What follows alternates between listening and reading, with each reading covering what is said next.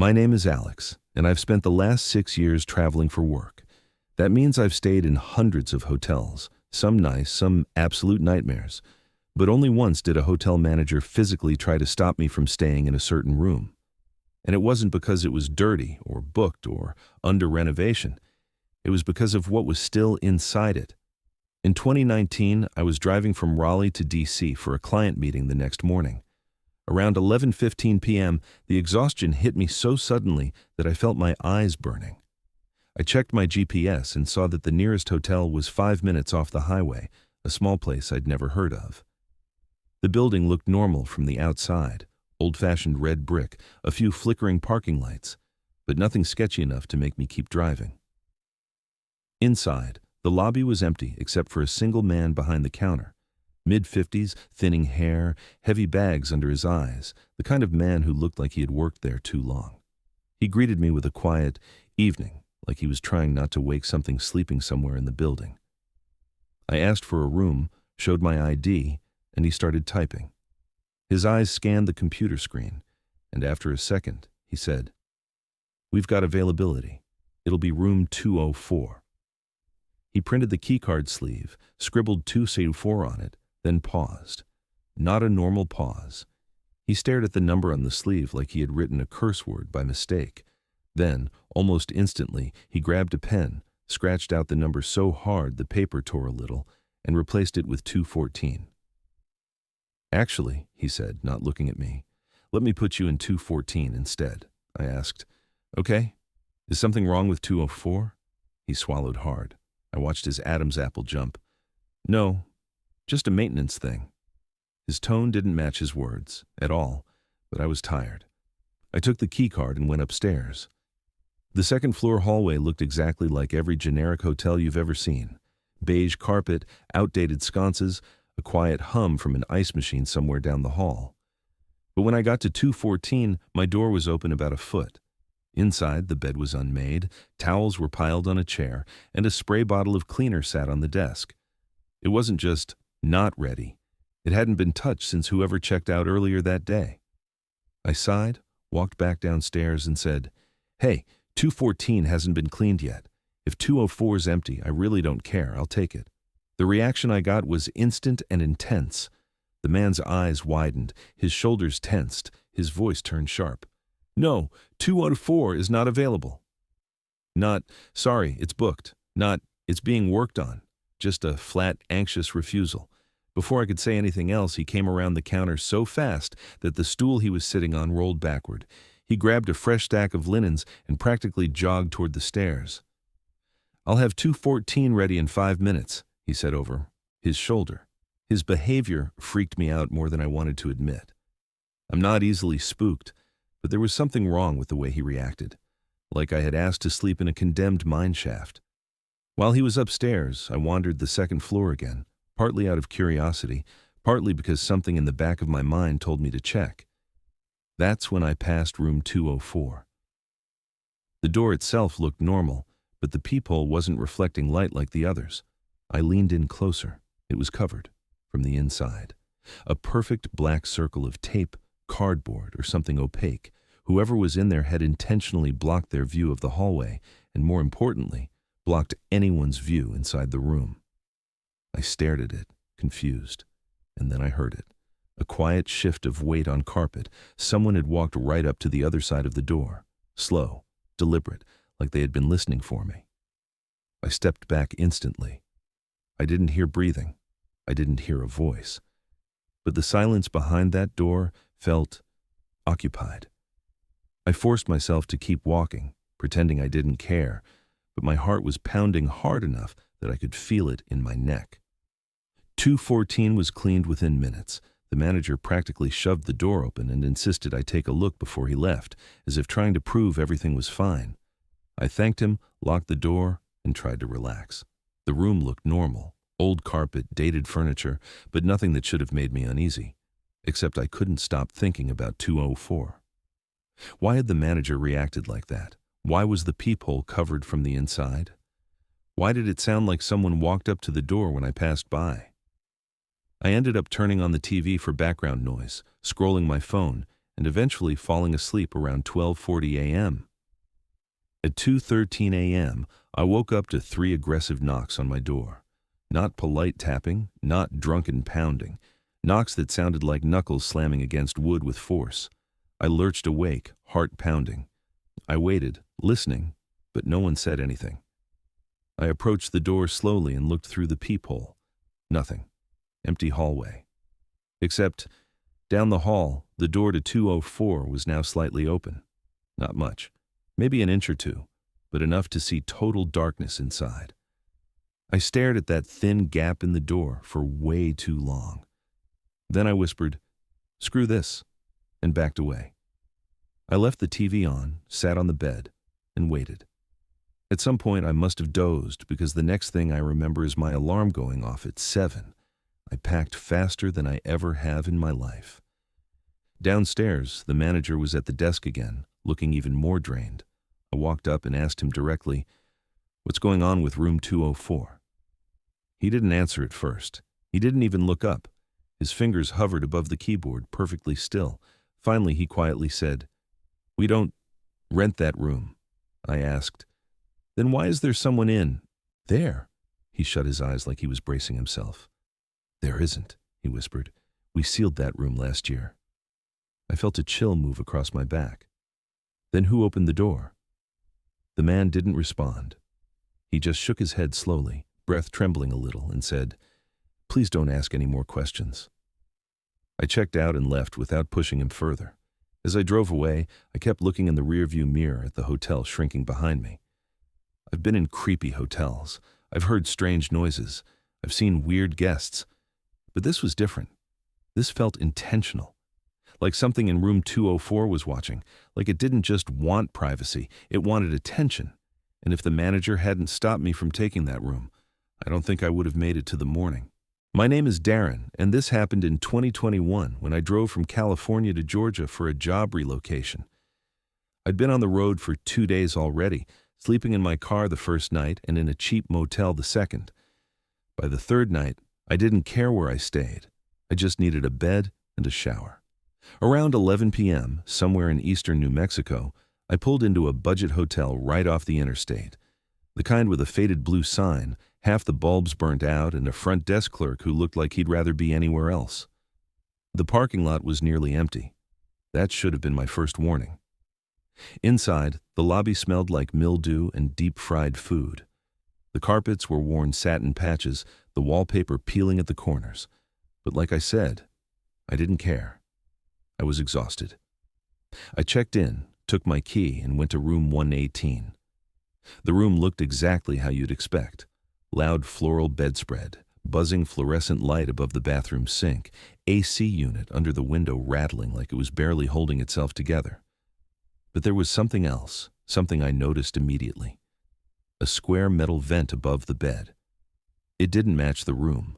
The slats were old, rusting at the edges, and slightly bent. It looked like it belonged in some industrial basement rather than a motel room. I figured it was part of the central air system, or maybe an old design they never removed. I didn't think too much about it, until later. I showered, lay down, and started watching YouTube on my phone.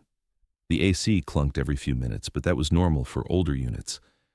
Around midnight, I finally turned off the lights and tried to sleep. That's when I first heard it. A whisper. Faint, soft, like someone speaking from far away. My first thought was that someone outside was talking near my window, but after a few seconds, I realized something that made my stomach tighten. The sound was coming from above me, from the vent. I sat up slowly, thinking maybe it was wind passing through the ducts, but the whispering continued, slow, rhythmic, like a woman murmuring to herself. I climbed onto the bed, put my ear near the vent, and listened. It wasn't pipes, it wasn't wind, it was a voice, a woman's voice.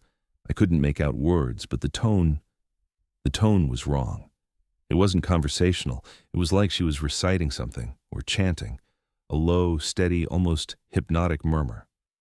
I whispered, "Hello?" Before I even realized I was doing it. The moment the word left my mouth, the voice stopped. Dead silent. I climbed off the bed, heart thumping hard enough that I could feel it in my hands. I tried to rationalize it. Maybe the room next to me shared a vent somehow.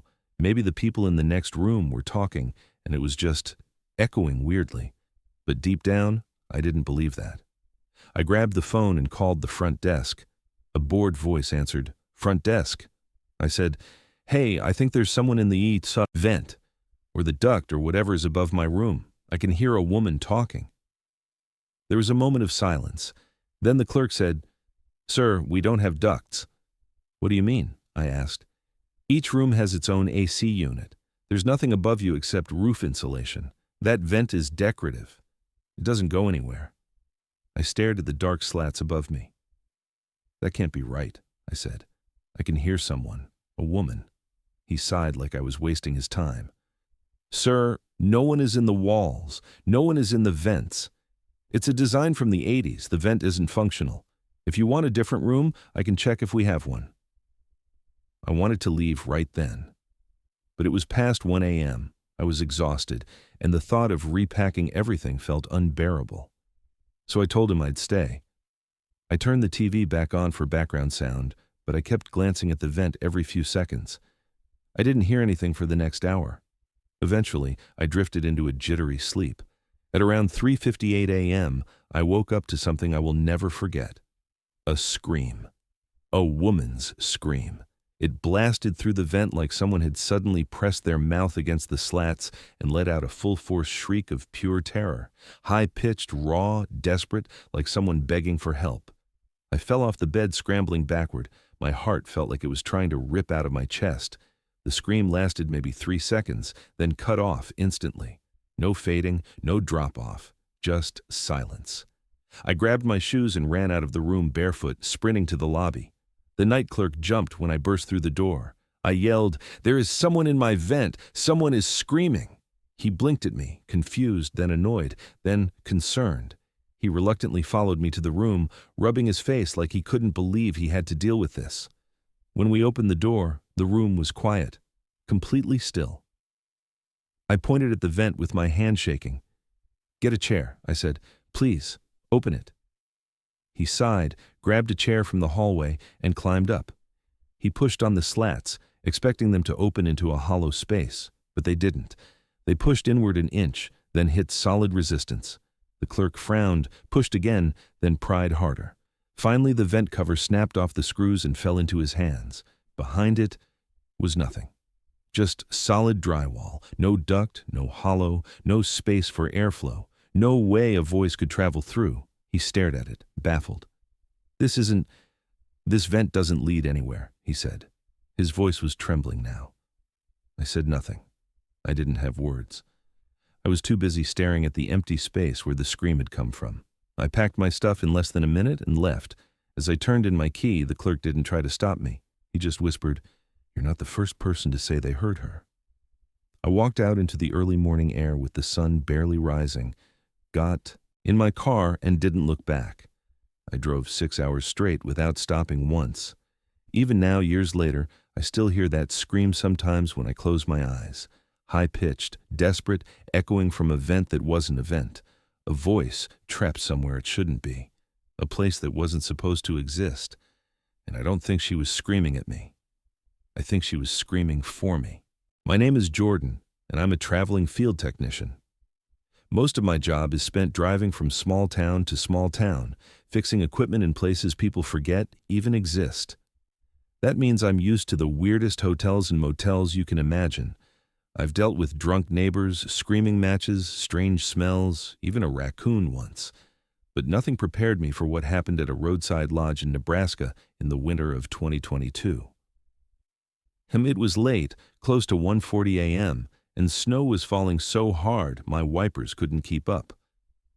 I pulled off the highway into a small town with nothing but a gas station, a shuttered diner, and a 2-story wooden lodge that looked more like a giant cabin than a hotel.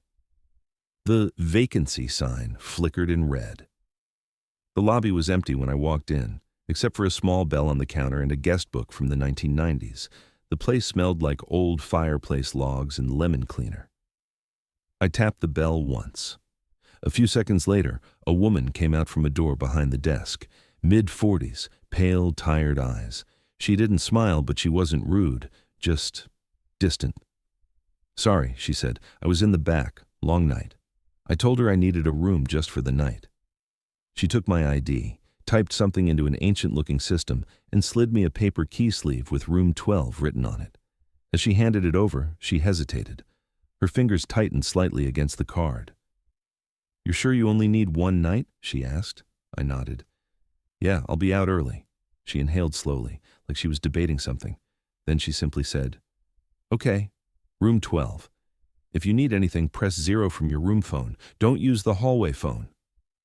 I didn't think much of that at first, though. It struck me as odd that she emphasized it. The hallway felt strangely warm compared to the freezing lobby. Room 12 was at the very end, one of only 2 rooms on the far side. The door creaked when I opened it, like it hadn't been used in a while. Inside, the decor was dated in a grandma's cabin way.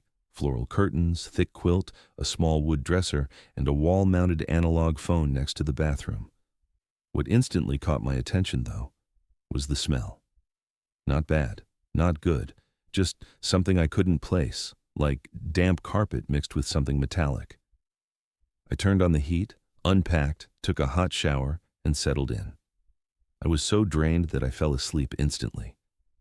I don't know what woke me up first, the cold or the sound. Sometime around 3:20 a.m., I jolted awake to freezing air hitting my face.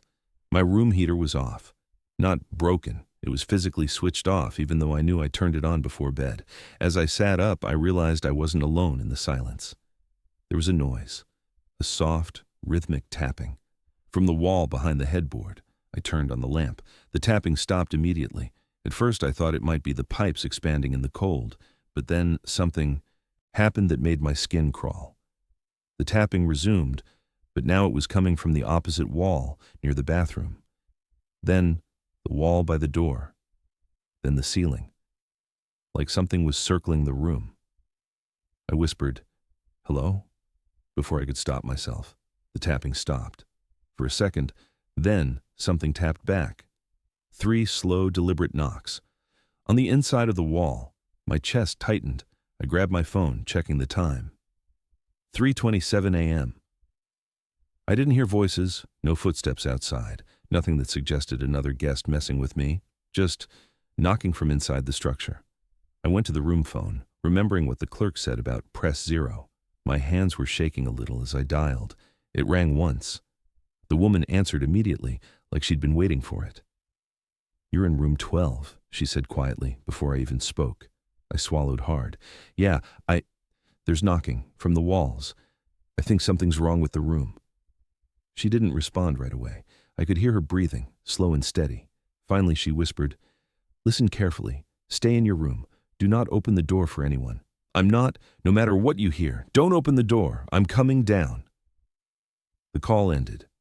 I locked the deadbolt, the latch, even put my suitcase against the door, though I knew it wouldn't do much if someone was determined. 2 minutes passed. Then the knocking began again. But not from the walls. From the hallway. Right outside my door. Slow, steady knocking. 4 knocks at a time. Pause. 4 more. I stayed frozen on the edge of the bed. Then a woman's voice whispered through the door. "Let me in." Not the clerk's voice. This one was younger, higher pitched, urgent. "Please," she whispered. "It's cold. Open the door. I can't breathe. Please." Her voice cracked like she was crying. Every instinct I had screamed to help her, but the fear in my body was overwhelming. I stayed silent. After about 10 seconds, she whispered again, more desperate, "Let me in. Please let me in." Something about the voice felt wrong. Not just emotional, not just scared, distorted, off-key, like someone imitating emotion rather than feeling it. I whispered, "Who are you?" There was a long pause. Then the voice on the other side said in a perfectly calm tone, "You know who I am."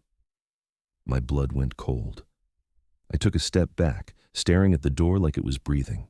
Then the doorknob began to turn back and forth violently, rattling the entire frame. Whatever was outside wanted to come in, and fast. I stumbled back, grabbing the room phone again and dialing 0. The clerk answered instantly. "I'm almost there. Do not open your door." "She's trying to get in," I yelled. "Don't respond to her," the clerk said. "She listens." Those 2 words, "she listens," hit me hard. My scalp prickled, The rattling suddenly stopped. Silence. Then, the sound of breathing. Right at the bottom of the door, slow, deep inhaling, like someone lying on the floor with their mouth against the crack. I backed all the way to the wall, shaking. Suddenly the breathing stopped and a soft scratching began along the wood, tracing the shape of the frame. Slow, deliberate. Then, bang! A single, heavy hit against the door that made the hinges jump. I nearly screamed. At that exact moment, I heard footsteps, fast, real footsteps, coming down the hall. Someone jiggled a ring of keys, and a moment later, "Jordan, it's me. Open the door." It was the clerk's voice. I opened the door so fast I almost ripped the latch out of the wall. The clerk grabbed my wrist and said, "We're leaving, now." I looked at the hallway floor instinctively. No one was there. The clerk practically dragged me up the hall toward the lobby. My heart was pounding the entire time. In the lobby, she locked the door behind us and said nothing for a moment, catching her breath. When she finally spoke, her voice was low. Room 12 used to be part of a connected suite before we sealed the other half. A young woman died there in 1994. She was trapped in the inner wall space when the rooms were remodeled. They never found her until months later. My skin went ice cold. "We hear her sometimes," the clerk continued. "She knocks. She mimics people's voices. She wants a door to open." She looked at me with exhausted, haunted eyes. "You almost opened it." I didn't stay to argue. I didn't pack. I didn't ask for a refund. I grabbed my keys and walked out into the freezing night air, leaving everything behind except my wallet and phone. I drove 3 hours through a snowstorm to the next town with a hotel that had bright lights and other guests and doors that didn't talk to me. I still don't know what was behind that door, but I know what I heard, and it wasn't human.